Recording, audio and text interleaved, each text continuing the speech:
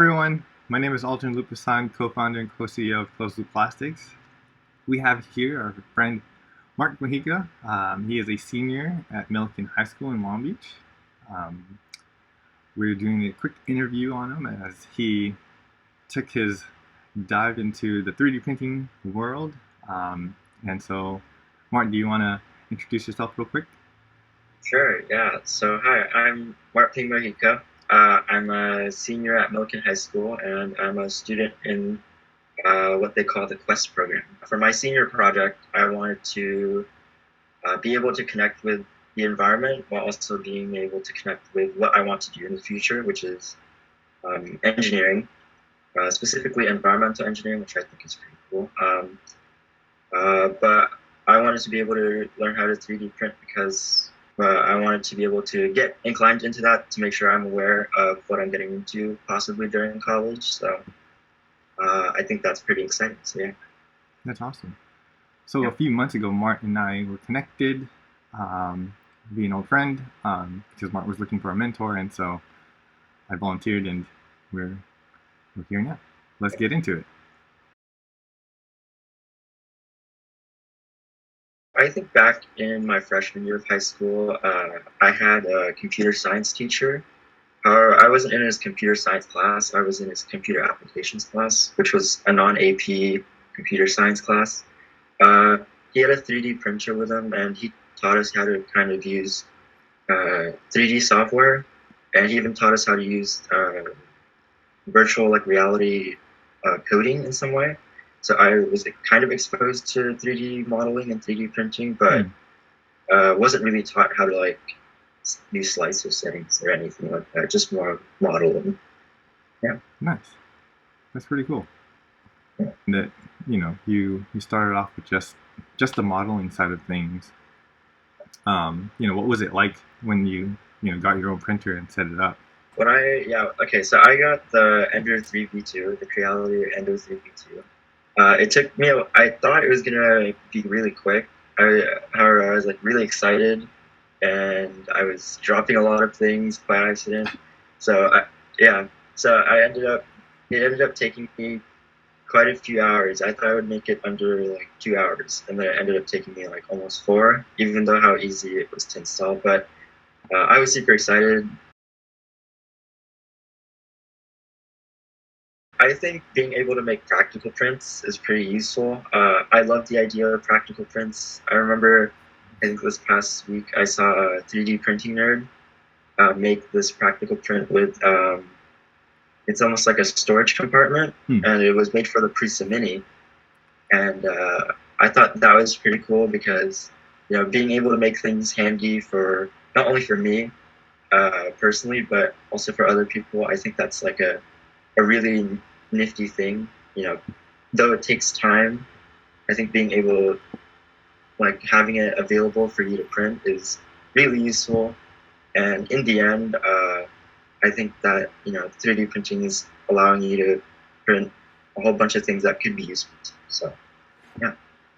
what materials have you been using to sort of start your journey in 3D printing? Gotcha. So I didn't go straight to PLA.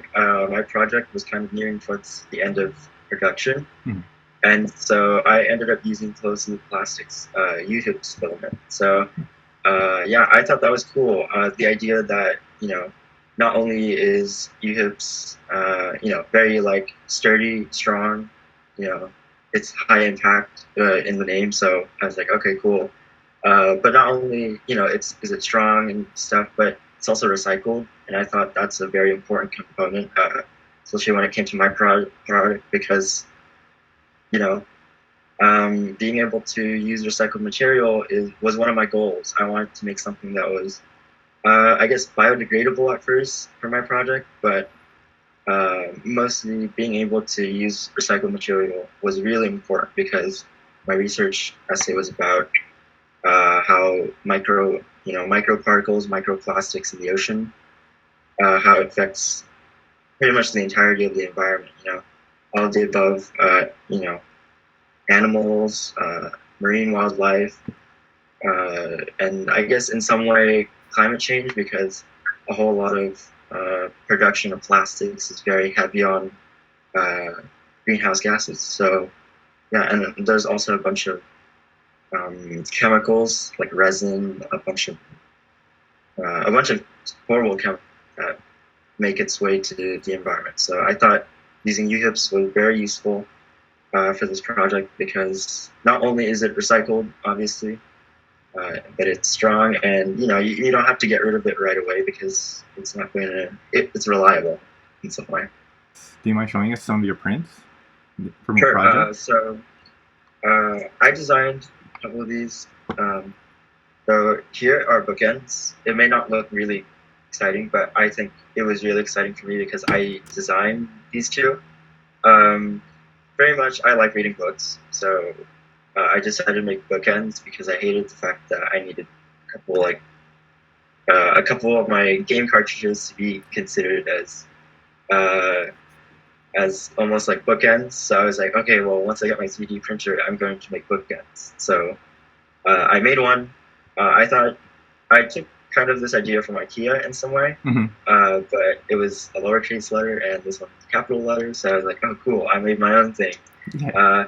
But I did design it. So I had to make this with the UHIPs, obviously. Uh, Not being able to use PLA was definitely like trial and error, um, because I was just jumping straight away into UHIPs, not knowing how to use printer settings or anything like that. But no, I'm impressed so far. Yeah, uh, this thing can withstand books that are a couple inches higher and have a lot more weight. And being able to have uh, a nice aesthetic to my how do you say this? My bookshelf is a pretty neat thing, and it looks clean. I'll say that. And then I'll show you one more print. Sure. So this is my water pitcher in some way. I got this from IKEA, Nice. and I made a cap for it because it didn't come with a cap. It was the only pitcher that didn't come with a cap. So I made one myself. I was like, oh, okay, this will be pretty nifty. And at first, trial and error, being able to design, build, and test is a great idea. So this was my first, I guess you can say, prototype. It's kind of too short and it didn't fit well. It's all good. So yeah, there's that. And then I really took time to actually measure properly and be able to think about it. So I designed one that was a lot more fitting, I guess. And here it is. So yeah, I'm pretty impressed. These didn't take a while to print, I guess. It took maybe about maybe like an hour, I guess. So I thought it was impressive. Yeah, those are a couple of my prints. Cool. Just for context for everyone, Mart has never, printed before personally, so, for him to just take 3D printing on just as a whole altogether, and then, integrating the UHIPs, it's pretty awesome. I'm super impressed with, what you've done with this already. Thank you. Thank you. But yeah, so moving on to the other side of 3D printing, I know it's great and all, but what would you improve most about 3D printing, and why? Okay. Well, okay. So, a lot of 3D printing is at the moment is very long. It takes a while to print. I'm working under such a short time frame because I had a video that was due on for my project, and it was the whole physical product, which were my products that I made. Not being able to know that whether a draft of wind would, come in and blow the UHIPs away, and then it would mess up the whole print. So in general, I think time is definitely you can't get it back. It's very valuable, and if one thing messes up your print, it's going to push back a whole lot. So it's not gonna look pretty. Maybe there's a lot of cracking. Maybe that could be possible. I haven't had any personal issues, but being able to work around that time in some way, whether it be messing around with the slicer settings. Infill I think is a really important setting that takes quite a bit of time. Mhm. So I think actually for this one, I took out the infill. I don't know if you could see that, but Yeah. a lot of the infill was, I put zero infill because I knew it didn't need infill. It didn't need supports because the angle was, pretty good. Uh, I guess in a sense, overhangs too, could be improved, but there's a lot of limitations, and when you really think about it on hindsight, uh, it can't really be helped at the moment. But maybe, who knows, one day someone could make a way for those supports for overhangs and stuff. I mean, I know there already is, but maybe in a better way where it could go a lot faster. Yeah, I think, yeah, time and in some sense overhangs maybe could be improved, but other than that, everything else is perfect, I would say. Why do you think that 3D printing is not as popular or it hasn't been adopted as quickly? I presented my video yesterday actually, and I told this to the class. A lot of people are. It's not that they're scared to go to 3D printing. Well, I guess in some way they are. Uh, One, I think it's something that a lot of people think it's hard. Especially when you want to, if you do something like I did where I design, uh, a lot of people think that it could be difficult, and I think it is difficult in some way because you have to think of the limitations. And had I had not you for a mentor, I would have known about these limitations. Not knowing about overhangs and stuff, and a whole bunch of other things. Material wise, and learning about different material. Um, but a lot of people may think it's complex, which is what you know. We normally think our printers today, our regular paper printers, may be complex in some way. Uh, but in the end, it's usable, and if you get it the right way and you get the hang of it, it works out perfectly. I also think that 3D printing at the moment it's a heavy investment.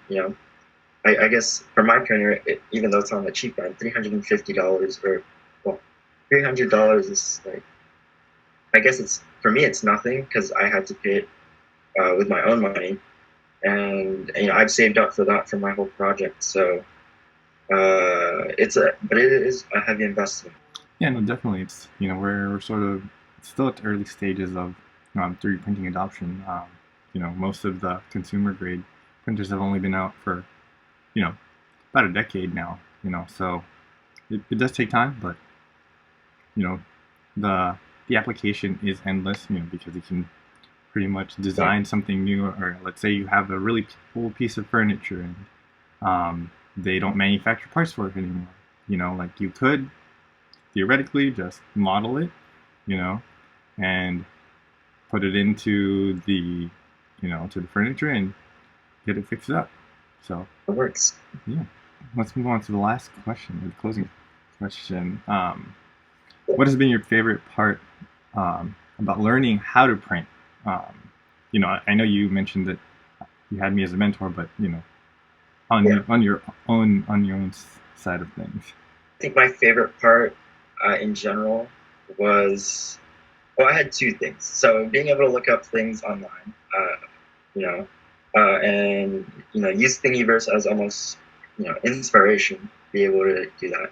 But I think for me mostly, not only did I gain inspiration, I think being able to make my own products, right, and knowing that the first time it may not be perfect, uh, you know, it's always a great feeling to know that you've made something, but knowing that you can take a step further and be able to, uh, you know, be able to improve it. Because anything in daily life can be improved. And I think that, designing your own thing, making sure, design, build, and test, all that, like, I think it's almost fundamental, especially in 3D printing, because, it's something that all three processes you go through. You have to design, build, and test. And I think that, making improvements to your product, whether it be drastic improvements like wiping out a whole project, like I did.